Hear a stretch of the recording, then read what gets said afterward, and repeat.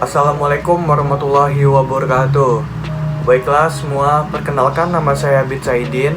Nomor induk mahasiswa saya adalah 2304011083. Baiklah, di sini saya akan menjawab soal ujian akhir semester saya. Soal yang pertama, sejauh mana batasan yang diatur dalam Undang-Undang IT Jilid 2 dapat dianggap sebagai langkah yang diperlukan untuk melindungi masyarakat dari potensi penyebaran berita palsu atau informasi merugikan? Jawabannya adalah, pertanyaan ini terkait dengan hukum di Indonesia, khususnya Undang-Undang Nomor 19 Tahun 2016 tentang perubahan atas Undang-Undang Nomor 11 Tahun 2008 tentang Informasi dan Transaksi Elektronik atau UU IT Jilid 2 sebagai informasi. Pada dasarnya, Undang-Undang IT di Indonesia ditetapkan untuk mengatur penggunaan teknologi, informasi, dan transaksi elektronik.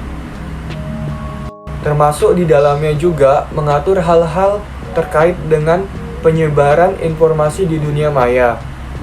Sejumlah pasal dalam UU IT seperti pasal 28 dan pasal 29 telah menjadi sumber kontroversi karena dianggap potensi untuk membatasi kebebasan berbicara dan menyampaikan pendapat.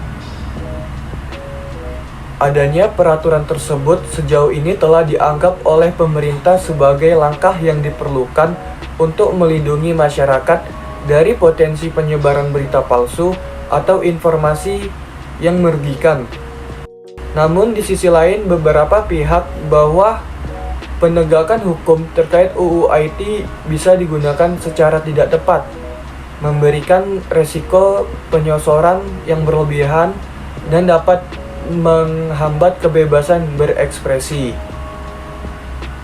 Penting untuk dicatat bahwa evaluasi terhadap batas-batasan yang diatur dalam UU IT Jilid 2 dapat dianggap sebagai langkah yang diperlukan untuk melindungi masyarakat dan bersifat subjektif dan tergantung pada sudut pandang masing-masing individu atau kelompok. Pengambilan keputusan terkait regulasi semacam ini juga harus mempertimbangkan keseimbangan antara kebebasan berbicara dan perlindungan masyarakat. Kepala Biro Penanganan Masyarakat Divisi Hukum Polri, Brigjen Rikwanto menentukan orang yang menyebarkan informasi palsu atau hoaks di dunia maya dan dikenal hukum positif. Hukum positif yang dimaksud adalah hukum yang berlaku pada penebaran hoaks akan dikenakan KUHP Undang-Undang Nomor 11 Tahun 2008 tentang Informasi dan Transaksi Elektronik IDE, Undang-Undang Nomor 40 Tahun 2008 tentang penghapusan diskriminasi ras dan etnis serta tindakan ketika ujaran kebencian telah menyebabkan terjadi konflik sosial. Rikwanto mengungkapkan penebar hoaks di dunia maya juga dikenakan ujaran kebencian yang telah diatur dalam KUHP dan undang lain di luar KUHP.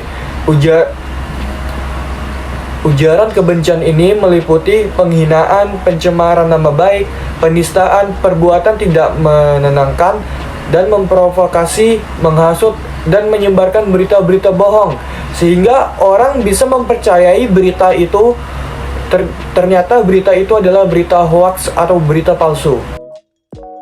Nomor 2, bagaimana kita dapat menemukan keseimbangan antara perlindungan terhadap kebebasan pendapat secara online dan kebutuhan untuk mengatur konten demi mencegah penyebaran informasi yang menimbulkan konsekuensi negatif? Jawabannya adalah menemukan keseimbangan antara perlindungan terhadap kebebasan berpendapat secara online dan kebutuhan untuk mengatur konten guna mencegah penyebaran informasi yang dapat menimbulkan konsekuensi negatif adalah suatu tantangan kompleks. Beberapa langkah yang dapat diambil untuk mencapai keseimbangan tersebut melibatkan 1. Definisi yang jelas. Pastikan definisi yang jelas tentang jenis konten yang dapat diatur sebagai penyebaran berita palsu, hasutan, atau konten ilegal lainnya. Yang kedua, konten yang proporsional. Pastikan bahwa ketentuan dan sanksi yang diterapkan proporsional dan pelanggaran yang dilakukan dengan menghindari hukuman yang berlebihan yang dapat menghambat kebebasan berpendapat. Ketiga, keterlibatan pihak terkait.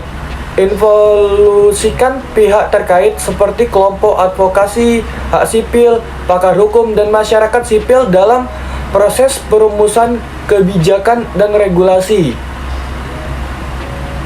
Keempat, transparansi dan akuntabilitas. Pastikan transparansi dalam proses mengatur konten dan memastikan ada mekanisme akuntabilitas untuk meninjau dan mengoreksi keputusan yang kontroversial.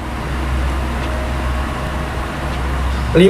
Pendidikan dan kesadaran. Tingkat pendidikan dan kesadaran masyarakat terkait cara mengonsumsi dan mengevaluasi informasi online untuk mencegah penyebaran informasi yang tidak benar. 6. Kolaborasi internasional. Berkolaborasi dengan komunitas internasional untuk mengembangkan standar global yang dapat membantu mencegah penyebaran konten berbahaya secara lintas batas. Yang ketujuh, mekanisme pengaduan dan banding. Sediakan mekanisme untuk pengaduan dan banding yang efektif untuk memastikan bahwa individu atau entitas yang merasa dirinya tidak puas atau mendapatkan sesuatu yang beritanya bohong bisa langsung mengajukan adu banding.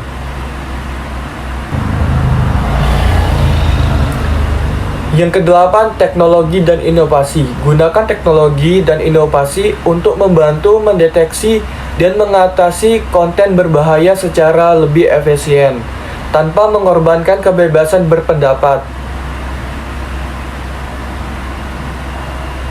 Yang kesembilan, peran platform digital. Libatkan platform digital untuk berperan aktif dalam mengelola dan memodernisasi konten sambil mempertahankan prinsip kebebasan berpendapat.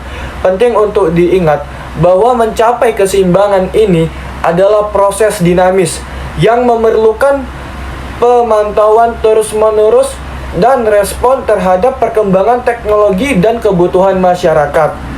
Dengan melibatkan berbagai banyak pihak dan mempertimbangkan berbagai aspek-aspek hukum, dan dapat diharapkan untuk mencapai keseimbangan yang lebih baik antara kebebasan berpendapat dan perlindungan masyarakat. Sekian yang dapat saya jelaskan, kurang lebihnya saya mohon maaf. Wassalamualaikum warahmatullahi wabarakatuh.